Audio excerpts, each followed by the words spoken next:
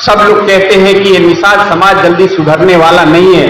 मैं चैलेंज के साथ कहता हूं कि हमारा समाज इतना जल्दी सुधरने वाला है और जिस दिन सुधर जाएगा उस दिन देश की सियासत को बदल करके रख देने का काम करेगा। कि निषाद वंश के कुछ नेता अपने आप को निषाद कहने वाले, निषादों का नेता कहने वाले उसी भारतीय जनता पार्टी और उसी दलालों के साथ जाकर के हाथ मिला करके खड़ा हो गए उनके साथ। विचार करो कि जब इस समाज का नेता जब उनके साथ बिक जाएगा तो आपके समाज के साथ अत्याचार होगा कि नहीं। भाई सलामियों को मौत की नींद सुलाने का काम किया। हिंदुस्तान ही नहीं पूरे विश्व में ये लोग समझ गए कि निषादों का खून इतना सस्ता नहीं, इनको छेड़ना कितना भारी पड़ सकता। यह बताने का काम इस निषाद वंश की बेटी ने किया। जंगल में रह करके जीवन यापन किया उन्होंने, संघर्षों का दौर था। संजोग देखिए,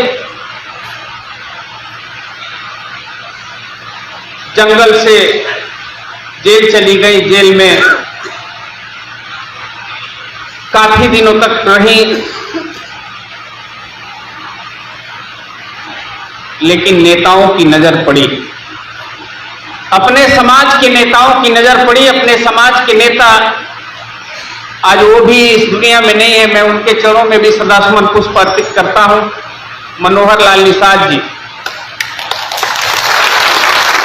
पूरे समाज के लोगों से आह्वान किया कि हमारे समाज की एक बेटी है और जेल में है, यदि आप लोग चाहते हो उस बेटी को आजाद कराना तो आओ लखनऊ चलते हैं। निषाद समाज के लोगों के अंदर का जुनून जगा और उस बेटी की आजादी के लिए लखनऊ के बेगम हजरत महल पार्क में लोग बताते हैं कि उस समय इस लखनऊ में कहीं पैर भी रखने की जगह नहीं। इस तादाद में निषाद पहुंचे। वर्तमान सरकार के मुख्यमंत्री माननीय मुलायम सिंह यादव ने जब देखा कि अब फूलन देवी से, अपने समाज की बेटी से लगाव करने वाला समाज उमड़ करके आया है, उनको जेल से रिहा करने का काम किया, उनका सारा मुकदमा वापस करने का काम किया। हम शुक्रगुजार हैं माननीय मुलायम सिंह यादव जी के। उन्होंने जेल से निकाला ही नहीं बल्कि सम्मान भी देने का काम किया और भदोही से ले जाकर के सांसद बनाने का काम किया।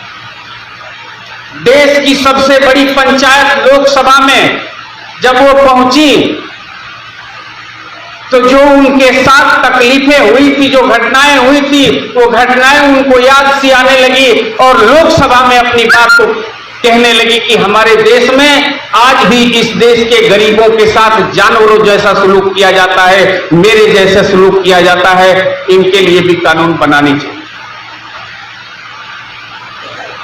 यह बात इस देश के हरामखोरों को खटकने लगी, तकलीफ देने लगी कि जो बात फूलन देवी कह रही हैं, यदि वह कानून बना दी जाए तो अत्याचारी ही नहीं बचेंगे। ऐसे समाज के लोगों, इस देश के अत्याचारियों ने मिलकर के पंचायत किया, इस देश के अत्याचारियों ने मिलकर के 25 जुलाई सन 2009 को बहन फूलन देवी की हत्या करने का काम किया। हत्या करने का काम किया। कहां पे हत्या किया गया? जहां पे हर 100 मीटर की दूरी पर एक पुलिस वाला AK-56 लेकर के खड़ा रहता है, उस क्षेत्र में बहन फूलन देवी को गोली मार करके हत्या कर दी गई। और गोली मारने वाला शेर सिंह राणा नाम का कोई बदमाश है। उस शेर सिंह राणा को कुछ लोगों ने, संजोग देखिए कि उस समय भारतीय जनता पार्टी की सरकार थी, उत्तर प्रदेश का मुख्यमंत्री राजनाथ सिंह थे और हिंदुस्तान के प्रधानमंत्री उस समय अटल बिहारी वाजपेयी। ये भारतीय जनता पार्टी की सरकार थी। भारतीय जनता पार्टी की सरकार में आपके समाज के हक अधिकार की लड़ाई लड़ने वाली बेटी उस फूलन देवी को वहां पे गोली मारा जाता है जहां पे हर 100 मीटर पे एक पुलिस वाला खड़ा रहता है और वहां गोली मार करके हत्या कर दी जाती है। गोली मारने वाला हत्यारा शेर सिंह राणा जेल चला जाता है। संयोग देखिए, उस भारतीय जनता पार्टी के खेल को समझिए, वह जेल से निकल जाता है। हिंदुस्तान की सबसे ताकतवर जेल तिहाड़, वह तिहाड़ जेल से निकलता है, किसी को पता नहीं चलता है और वह चला जाता है अफगानिस्तान। वहां से जाकर के पृथ्वीराज जी की समाधि से वो मिट्टी लाता है कि पता नहीं क्या खेल करता है, पता नहीं। फिर आता है और मीडिया को बुलाता है और मीडिया को बुला करके कहता है कि मैं हिंदुस्तान में आ गया हूं। फिर जेल चला जाता है वो। बाहरी खेल, यह भारतीय जनता पार्टी वालों का खेल देखो आप। ऐ समाज के लोगों, फिर उसके ऊपर जो मुकदमे लगे थे उसको बाइज्जत बरी कर दिया जाता है और जब जेल से छूटता है तो यही भारतीय जनता पार्टी के लोग उसको घुमा घुमा करके कहते हैं कि यह शेर है, यह शेर है, यह शेर है। हम सुन करके बड़ा अचंभित हुए। अचंभा इसलिए हुआ कि शेर एक ऐसा जानवर है, शेर एक ऐसा जीव है जो कभी किसी शिकार पे पीछे से वार नहीं करता है। करता है? सुना है आप लोगों ने? नहीं करता। शेर कभी पीछे से वार नहीं करता है। उस शेर सिंह राणा ने जो मुसलमानों की माँ बेटियां जो पहनती हैं, पता नहीं वो क्या बुर्का पहन करके, और पीछे से गोली मारने का काम किया। और पीछे से तो हमको लगता है कि कौन काटता है, पता है ना? नहीं पता है? कुत्ता ने पीछे से मारने का काम किया और उसको इन लोगों ने कहा कि यह शेर की औलाद है। ऐ समाज के लोगों, हम कहते हैं कि यदि तू असली शेर की औलाद था ही तो उनको सामने से गोली मार दिया होता तो हम लोगों को समझ में आता कि नहीं तू शेर की औलाद है, लेकिन तू कुत्ते की औलाद। ऐ समाज के लोगों, तकलीफ इस बात की नहीं है कि उसने मार दिया, उसने क्या किया। आज हमारी बहन हमारे बीच में नहीं है, लेकिन तकलीफ इस बात की है कि निषाद वंश के कुछ नेता, अपने आप को निषाद कहने वाले, निषादों का नेता कहने वाले, उसी भारतीय जनता पार्टी और उसी दलालों के साथ जाकर के हाथ मिला करके खड़ा हो गए उनके साथ। विचार करो कि जब इस समाज का नेता जब उनके साथ बिक जाएगा तो आपके समाज के साथ अत्याचार होगा कि नहीं होगा? होगा ना। यदि वो नहीं बिकता तो उनके अंदर भय होता कि ये निषाद अब झुकने वाला नहीं है और फूलन देवी का जो सपना था, फूलन देवी ने जो मसाल बनाई थी, जो मसाल जलाई थी, यह मसाल अब बुझने वाली नहीं। लेकिन ऐ समाज के लोगों, राजनीति की विडंबना देखो आप। संयोग से आज इतनी संख्या में आप दिखाई दे रहे हो। मैं राजनीति को इतना घटिया तरीके से लोग राजनीति करेंगे, मुझे तो इस बात का एहसास ही नहीं। परसों हमारी माताजी गुजर गई, मैं गया और उनकी अंत्येष्टि में शामिल हुआ, उनका दाह संस्कार करके कल सुबह में लखनऊ आए। भारतीय जनता पार्टी में जो दलाल निषाद हैं, उन्होंने घूम घूम करके प्रचार करने का काम किया कि नंदलाल जी की माताजी मर गई हैं, वो लखनऊ पहुंचने वाले नहीं। आज लोगों ने मुझे फोन करके बताया कि सर आप आ रहे हैं क्या? हम लोग तो इसलिए रोक दिए अपने आप को कि पता चला माताजी नहीं है तो आप नहीं है। ऐ समाज के लोगों, इस कार्यक्रम में हमारे बड़े भाई डॉक्टर संजय सिंह चौहान जी उनको प्रणाम करता हूं, उनको नमन करता हूं, उनका हार्दिक स्वागत अभिनंदन वंदन करता हूं। राजनीति की दुनिया में यह एक ऐसी दुनिया है, मैं तो केवल समाज के लिए काम करने के लिए निकला और समाज को जागरूक करने के लिए निकला और एक आवाज बनाने का काम किया। मैं समाज के लिए जब राजनीतिक पार्टी जय हिंद समाज पार्टी का निर्माण किया हम लोगों ने, तो सिर्फ एक ही भाषा बोलने का काम।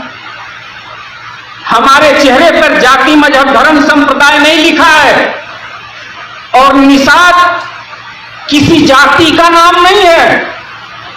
निषाद एक सोच का नाम है, निषाद एक विचारधारा है। निषाद को कहते हैं जो डूबते हुए को, पानी में डूबने वाले को अपनी जान पर खेल के बचाने का काम करे, उसको निषाद कहते हैं। जो दूसरों की रक्षा करने के लिए अपनी जान की बाजी लगाने की कुवत रखता है, उसको निषाद कहते हैं। निषाद कोई जाति नहीं है, निषाद एक सोच है, निषाद एक विचारधारा है। इस नाते हमने 25 जुलाई सन 2009 को जब जय हिंद समाज पार्टी बनाया तो हमने कहा कि हम सामाजिक प्राणी हैं। हम सबसे पहले सामाजिक प्राणी हैं। जब रोड पे आप जाओगे, कोई गिर गया है, किसी का एक्सीडेंट हो गया है, आप उससे जाति पूछने का काम नहीं करोगे। करेंगे? नहीं करेंगे। सबसे पहले आप उसे उठाएंगे और उठा करके उसको हॉस्पिटल लेके जाने का काम करेंगे। यह एक सामाजिक डर है। और निषादों ने जो काम किया है वो इतिहास के स्वर्णिम पन्नों में दर्ज है। साथियों, इतिहास में जब इन निषादों ने नाव बनाने का काम किया है और उस नाव पे बैठा करके लोगों को पार करने का काम किया है, तो किसी से जाति मजहब पूछने का काम नहीं किया। किया? नहीं किया। ऐ समाज के लोगों, निषाद एक विचार है। हम सामाजिक प्राणी हैं। इस नाते हमने एक नारा दिया, जय हिंद समाज पार्टी के लोगों ने नारा दिया कि इस देश में एक ही आवाज गूंजनी चाहिए। हम सभी के सभी सामाजिक प्राणी है। इस नाते हम हिंदुस्तान की धरती पर रहते हैं, इस हिंदुस्तान की जय, और हम सामाजिक प्राणी है। इस नाते हम समाज की जय, जय हिंद, जय समाज, जय हिंद, जय समाज, जय हिंद, जय समाज बोलने का काम हम लोगों ने।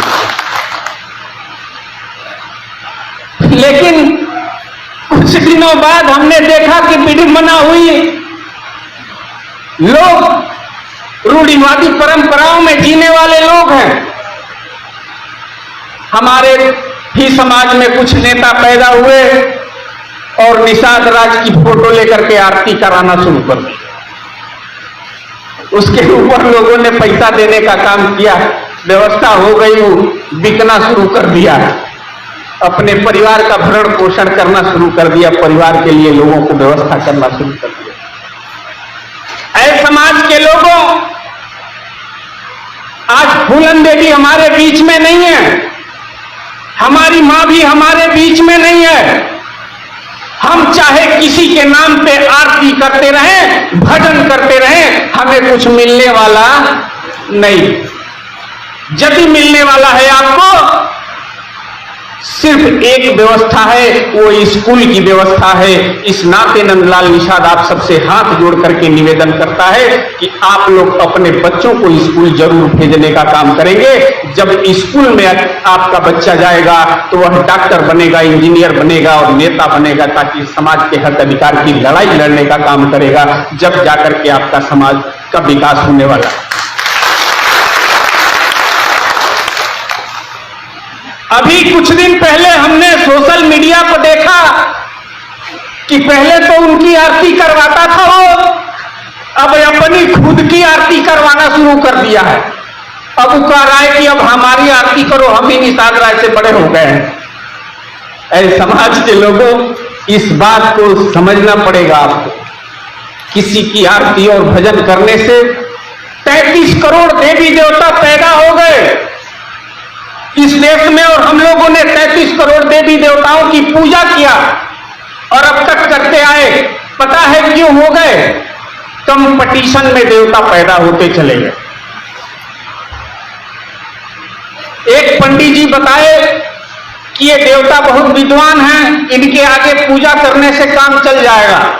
तो लोग वहां जाकर के पैसा देना शुरू कर दिए, चढ़ावा तो उनका थोड़ा सा पेट भारी होने लगा, वो बड़े होने लगे।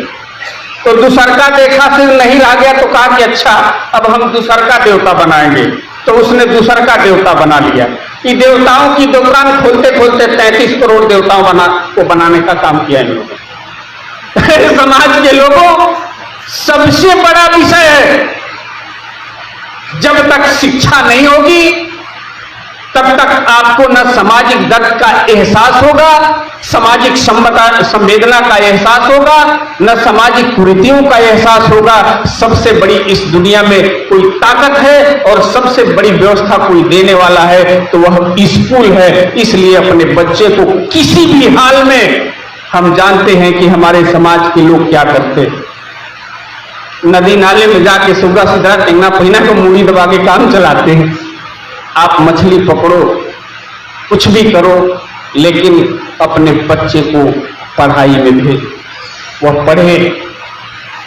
आप अपने बच्चे को, हमारे यहाँ मैं देखता हूं कि बेटियां ज्यादा ही कुछ भाग लेती हैं पूजा पाठ करने में। मैं आप सबसे पूछना चाहता हूं कि ये बताओ कि बेटियां 21 गो एकादशी भूखेंगी या 75 गो एकादशी भूखेंगी, जब उनकी शादी करने का समय आएगा तो वहां जो भी जाएगा देखने के लिए उस लड़की को, वो चाहे पढ़ा लिखा हो या चाहे अनपढ़ हो, यही पूछेगा कि लड़कियां कितने तक पढ़ी, पूछेगा कि नहीं पूछेगा? ये नहीं पूछेगा कि कितने बरस की है ये। इसलिए उस पर ध्यान देने की आवश्यकता नहीं है। अपने बच्चों को स्कूल तक पहुंचाने की जरूरत है ताकि सामाजिक अधिकार को समझने का काम करें।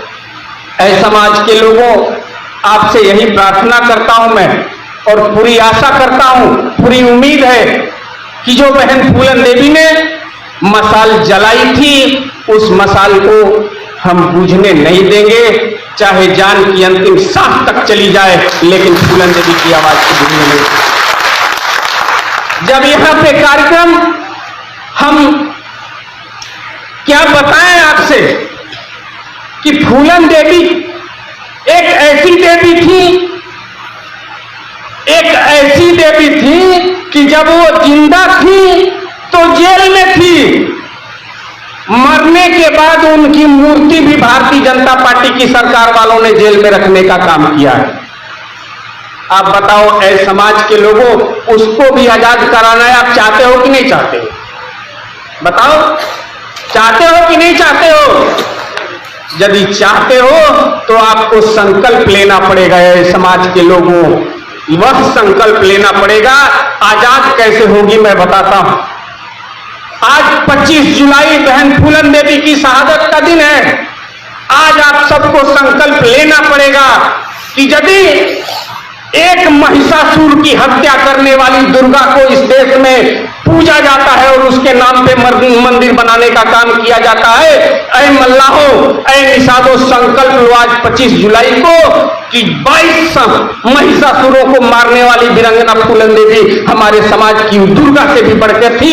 और हम इस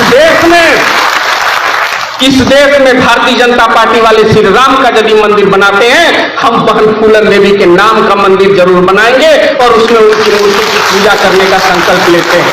यह संकल्प आप सबको लेना पड़ेगा। ऐसे समाज के लोगों, बड़ी विडंबना, सामाजिक दर्द बहुत है। जब हमने सुना कि लोग इस तरह से कह रहे हैं कि नंदलाल निषाद लखनऊ पहुंच ही नहीं पाएंगे, उनकी माता जी गुजर गई हैं, उनको तो रहना पड़ेगा गाजीपुर में। बहन फूलन देवी के सपने को जब तक पूरा नहीं कर लेंगे, बहन फूलन देवी के हत्यारों को जब तक फांसी के फंदे पर झुला नहीं लेंगे, नंदलाल निषाद गाजीपुर में चैन से बैठने वाले नहीं होंगे। ये संकल्प है हमारा। 25 जुलाई सन 2009 को हमने संकल्प लिया था और यह संकल्प हर साल हम लेते रहेंगे। यहां जब हमने कार्यक्रम की नींव रखी 25 जुलाई के कार्यक्रम की नींव रखी। यहां परमिशन लेना पड़ता है, बिना परमिशन से काम नहीं चलता है। एक अधिकारी परमिशन ही नहीं दे रहे थे, सब बड़ी तकलीफ दे रहे थे। मैं गया तो एक अधिकारी से पूछा, भैया क्या बात है? फूलन देवी तो सांसद थी, 5 लाख लोगों ने वोट देकर के उनको सदन में भेजने का काम किया था, और उनके नाम पर हम शहादत, उनके चरणों में 2 फूल हम अर्पित करना चाहते हैं, हमको परमिशन नहीं देना चाहते हो आप? उसने कहा कि हमें ऊपर से आदेश है।